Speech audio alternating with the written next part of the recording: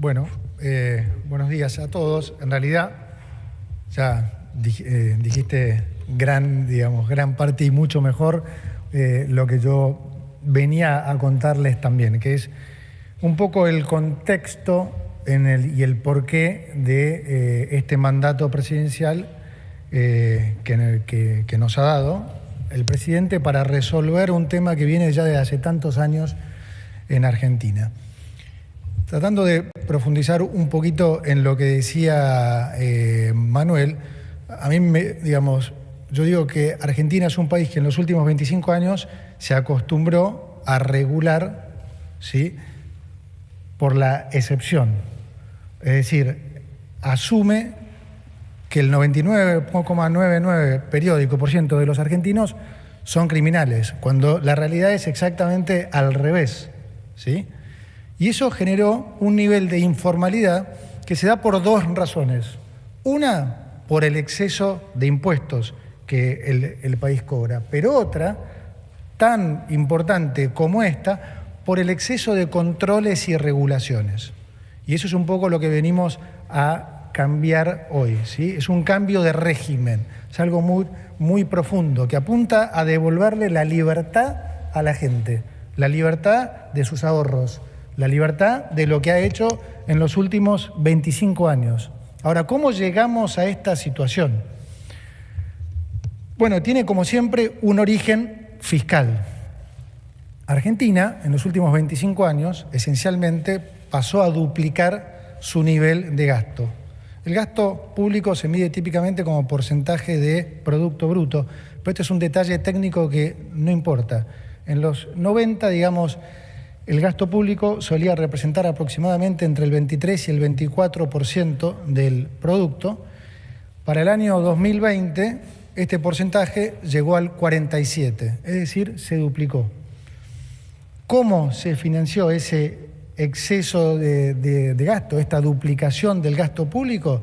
Bueno, obviamente con mayores impuestos que hicieron que naturalmente mucha gente tuviera que empezar a irse al sector informal, porque si no quebraban, porque eran impagables. Entonces, ¿cuál fue la reacción de los gobiernos a esto? Bueno, empezar a perseguir cada vez más y más a la gente, ¿no? Empezar a poner cada vez más controles, más regulaciones, haciéndole el día a día a la gente prácticamente insoportable, pero de las cosas menores hasta cosas mayores. Es decir, si uno quería abrir una cuenta en un banco, tiene que presentar su declaración jurada y un montón de cosas, y si quiere hacer una transferencia. El otro día me contaba una persona que conozco mucho que en uno de los bancos más importantes, donde él es una persona de muchos recursos, y es uno de los probablemente clientes más importantes de ese banco, cliente de hace 30 años, le estaba girando 750.000 pesos a su esposa. Tenía que justificarlo. Entonces, ustedes conocen cantidad de ejemplos, desde ir al supermercado y que les dividan los tickets en tres y que tengan que mostrar el DNI porque sale 90.000 pesos. O sea, se llegó a un nivel de locura en esto que realmente a la gente se le hace insoportable tener que lidiar con todos estos controles. Esto entonces hizo que cada vez más gente se fuera a la informalidad, ¿sí? Porque ya además de los impuestos están todos estos controles y presentaciones que se hace insoportable. Entonces, ¿en qué deriva esto? Gastamos más. Cada vez más gente se va a la informalidad, cada vez recaudamos menos. Gastamos más, recaudamos menos, tenemos mayor déficit. Ahora, no podemos seguir financiando ese déficit con suba de impuestos. Entonces viene lo que decía muy bien Manuel. Empieza el financiamiento con deuda, pero sobre todo con emisión. Y como ya explicó muchísimas veces nuestro presidente, ¿qué pasa cuando se empieza a emitir dinero en exceso? Se devalúa la moneda contra el resto de los bienes, ¿sí? Entonces, se empieza a generar mayor inflación y mayor devaluación, ¿no? ¿Y cuál es la reacción nuevamente del Estado frente a eso? Bueno, poner controles. Entonces, controlemos precios y pongámosle cepo al dólar.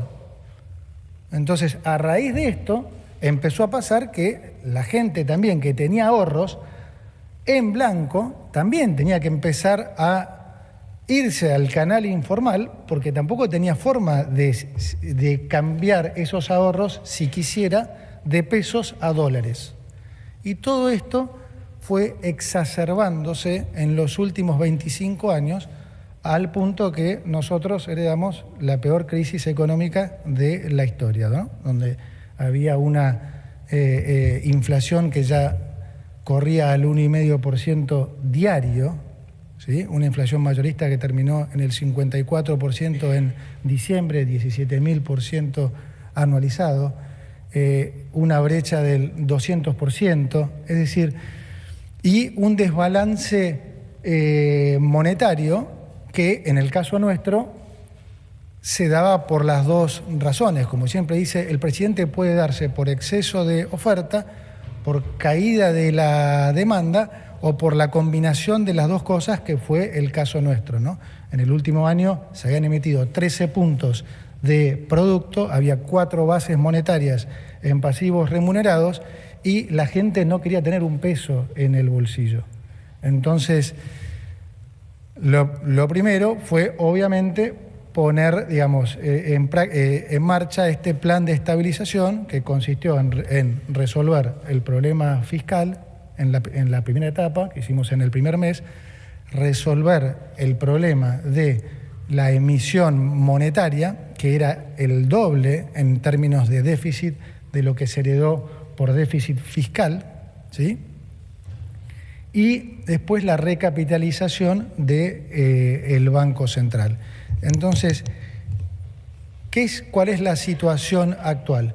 Hoy por primera vez estamos en una macroeconomía mucho más ordenada, ¿sí? Es la primera vez en 124 años que tenemos una economía ordenada, pero además hago mucho hincapié en esto porque es importante entenderlo, está ordenada por decisión política, por decisión presidencial. O sea, esto no solo es algo que en términos económicos no hemos visto en 124 años, sino que mucho menos lo hemos visto en términos políticos. Ha habido algún momento en particular que Argentina no tuvo déficit fiscal, 10 años de 124, pero esto se dio en líneas generales porque se estaba saliendo de una megacrisis de mercado y como ustedes saben, cuando hay una crisis de mercado, el ajuste lo hace muy brutalmente el mercado, ¿no? Licuando salarios, licuando gastos. Entonces, hay un periodo en el que esa recuperación hace parecer que la situación mejora. Pero si esto no es producto de una decisión política, pasa lo que le pasó siempre a Argentina. Esos periodos apenas duraban 2 o 3 años.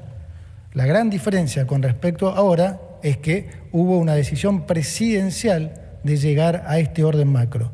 Y además lo hicimos respetando la propiedad privada, sin confiscaciones, sin medidas como la que se pensaban antes de que nosotros llegáramos, ¿no? Sin defaults, respetando los contratos. Entonces, esta es una situación absolutamente diferente a la que hemos estado acostumbrados desde los más jóvenes hasta los más grandes. Ahora bien, a raíz de esta situación, ahora conecto un poco esto que estamos haciendo con los conceptos que se han venido hablando las últimas semanas, que alguna gente escuchado, estoy tratando de explicarlo de la manera más simple posible, que son el concepto de remonetización y de dolarización endógena. Muy bien, a raíz de esta mayor estabilidad, ahora la sociedad demanda más moneda, ¿sí? Tratar de traducir esto.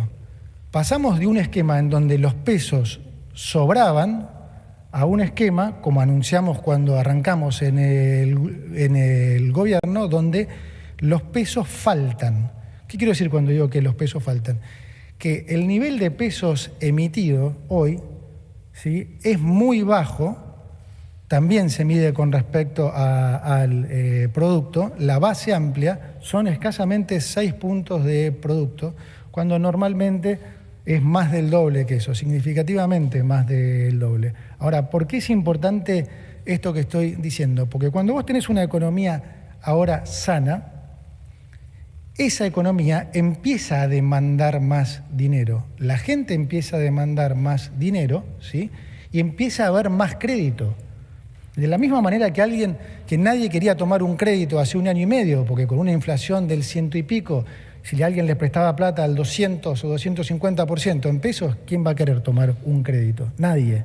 Ahora, habiendo bajado la inflación a estos niveles, ¿sí?, y no teniendo ni el Banco Central ni el Tesoro que tomar plata del mercado, los bancos están volviendo a comportarse como bancos. Y hoy tienen mayor demanda de crédito. El crédito ha crecido al 50% en términos reales. Hay más gente que le gustaría tomar crédito hipotecario para comprarse su casa o para comprarse un auto o para comprarse una moto. ¿Y qué es lo que sucede? Algunos bancos ya no tienen pesos. Porque, como digo, nosotros fuimos a un esquema monetario muy rígido. No emitimos pesos desde hace 1 año. Entonces, nosotros necesitamos, para seguir creciendo la economía a estos niveles, que están en el entorno al 6%, necesitamos que la economía se remonetice. ¿Qué quiere decir esto? De vuelta, que haya más dinero en la economía. ¿Y por qué digo dinero y no necesariamente pesos? Porque estamos en competencia de monedas y a nosotros nos da lo mismo que la remonetización se produzca en pesos o en dólares. Es decir, al comerciante que vende el auto, lo que quiere es venderlo. No le importa si lo vende en pesos o si lo vende en dólares. Hasta es casi más natural que este proceso de remonetización se produzca en dólares. ¿Por qué? Porque pesos hay solamente el equivalente a más o menos 37.000 millones de dólares. En cambio, dólares, hay, depende de las estimaciones, entre 5 y 10 veces esa cantidad de pesos.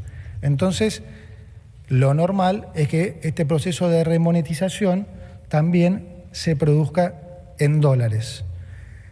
Entonces, este cambio de régimen de vuelta apunta a devolverle la libertad a la gente y dejar de pensar que la gente que se tuvo que refugiar en el mercado informal son delincuentes, que hay que perseguir, terroristas, narcotraficantes. No, es simplemente la gran mayoría de los argentinos que fue abusada por exceso de impuestos y exceso de regulaciones. Ahora bien, ¿en qué deriva esta mayor libertad? ¿En qué va a derivar? ¿En qué se va a traducir también para la gente? ¿Y por qué es importante? Porque si nosotros logramos que esta remonetización también se dé, ya sea en pesos o en dólares, vamos a lograr que la economía siga creciendo, que este crecimiento ya pase a ser sostenido, que se mantenga en el tiempo. Y si nosotros logramos que este crecimiento se mantenga en el tiempo, ¿sí?, dependiendo si logramos que la economía pueda crecer entre un 6 o un 8%, que son niveles que tranquilamente Argentina puede seguir manteniendo por los próximos años, desde el Estado le vamos a estar devolviendo al sector privado en baja de impuestos entre 420.000 y 550.000 millones de dólares. ¿Cuánto es eso? Un montón. Es una barbaridad. Es lo que le va a permitir al sector privado ser más competitivo y por las buenas razones, ¿sí? En Argentina estamos acostumbrados a que para ser competitivo hay que devaluar. Argentina tiene que parecer barata en dólares y eso es a costa de salarios bajos de los laburantes. No, o sea, hay que ganar competitividad bajando impuestos, bajando regulaciones, abriéndose al mundo a competir y las empresas invirtiendo. Ese es el modelo al que nosotros estamos yendo y ese es el modelo que tratamos de hacerle entender al empresariado que ha cambiado, ¿no? Esto va también a ayudar mucho en esto. Y en definitiva es para todos los argentinos. Cuando decimos de este régimen, no es para el que logró escapar, no es para el que se fue al sector informal. Para los que pagamos impuestos, esto es muy importante también, porque los que pagamos impuestos, ¿qué queremos? Pagar cada vez menos, ¿no? Entonces, este cambio, es un cambio hacia la formalidad, pero por la positiva. Como bien dijo Manuel, si la política quiere que la gente vuelva a confiar en la dirigencia tiene que empezar a confiar en la gente. Entonces, esto va a ayudar a que haya mayor formalidad. Entonces, la combinación de que haya mayor formalidad y que haya mayor crecimiento, eso nos va a permitir recaudar más por las dos vías. A sabiendas que nosotros no aumentamos el gasto, sino por el contrario, seguimos cuidando el gasto, cada vez vamos a tener mayor superávit, mayor ahorro. Ese mayor ahorro nos va a permitir, de vuelta, como dije antes, poder devolver mayores montos en impuestos al sector privado. Entonces, esto va a permitir que los que pagamos impuestos a nivel personal paguemos cada vez menos y que las empresas también paguen cada vez menos, lo que de vuelta va a hacerlas más eficientes y va a permitir entonces que la gente también pueda acceder a mejores productos a mejores precios.